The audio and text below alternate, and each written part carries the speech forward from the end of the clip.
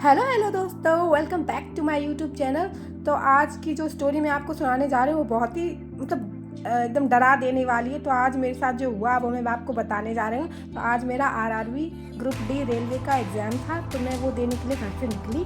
और मैं क्या ही बताऊँ, पता नहीं मैं किसका मुँह देख कर गई थी कि मेरा एग्ज़ाम सेंटर ग्वालियर में ना देकर झांसी दे दिया। मतलब ज़्यादातर एग्ज़ाम मैंने जितने भी दिए अभी तक अपने सेंटर ग्वालियर में ही दिए हैं, कहीं बाहर नहीं जाता था। पर इस बार मेरा झांसी चला गया, तो मैंने सोचा अब गया है तो एग्ज़ाम देने तो जाना ही पड़ेगा। तो मैं घर से निकलती हूँ बहुत ही अच्छे फ्रेश मूड में। वैसे झांसी में मेरा कोई ऐसा रिलेटिव वगैरह रहता नहीं है, बाकी अभी कहीं पर भी अगर गया है आउट ऑफ स्टेशन तो वहाँ पर कोई ना कोई रिलेटिव तो होता ही था। तो इस बार मैं अकेली भी थी, तो मैं भगवान का नाम लेकर जा रही होती हूँ।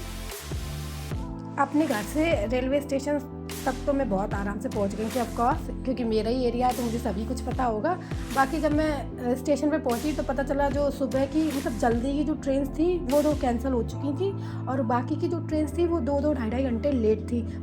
इस पॉइंट पर तो मुझे लगा कि आज तो मेरा एग्ज़ाम छुटना तय ही है। पता नहीं मैं किसका मुँह देख कर गई थी कि उसी वही दिन पड़ा था कि 2-2 ट्रेन कैंसिल हो गई हैं, और जो ट्रेन जा भी रही हैं वो इतनी लेट है। लेकिन फिर भी लेट होने के बावजूद भी ट्रेन ने टाइम पर पहुंचा दिया था। मैं झांसी रेलवे स्टेशन पर लगभग 2:30 बजे पहुंच गई होंगी, और वहां से मुझे रिक्शा लेकर या फिर टेम्पो लेकर बस स्टैंड तक जाना था।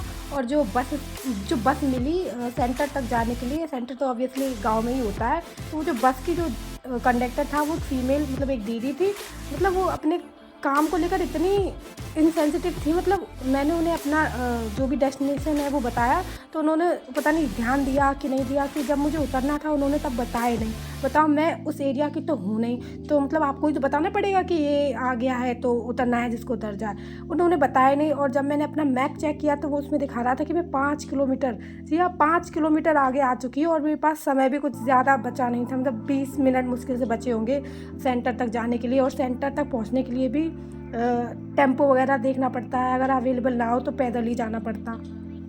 उन दीदी ने तो मुझे ज्ञान दे दिया कि जाना दूसरी साइड से कोई भी गाड़ी वगैरह मिल रही हो उस पर बोल के कि मेरा एग्ज़ाम है, मुझे छोड़ दो, जल्दी जाना है, छोड़ देगा। पर ऐसे अनजान जगह पर किसी पे ऐसे ट्रस्ट कर सकते हैं?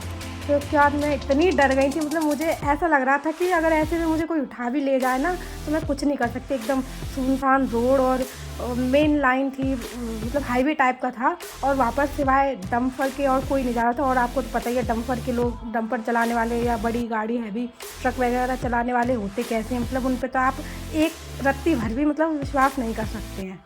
उस टाइम तो बस मुझे मेरे दिल से एक ही आवाज़ आ रही थी कि भगवान भले ही मेरा एग्ज़ाम छूट जाए, मुझे सही सलामत घर पे पहुंचा दे, मुझे कोई एग्ज़ाम नहीं देना है।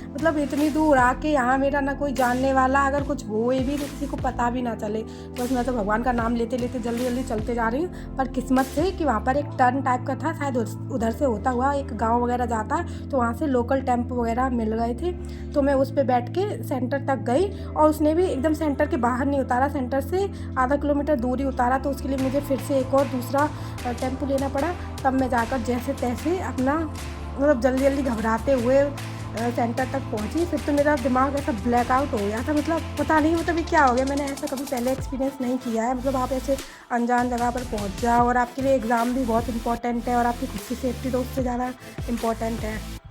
मेरा दिल तो इतनी ज़ोर से धक धक धक कर रहा था। अनजान शहर में एक लड़की होने के नाते बस यही एक डर था कि कोई किडनैप ना करके ले जाए। अब मैं तो ज़्यादा उधर का जानती नहीं हूँ और इतना एक्सपीरियंस भी नहीं है, लेकिन चलो शुक्र है हम टाइम पर पहुँच गए थे अपने सेंटर पर।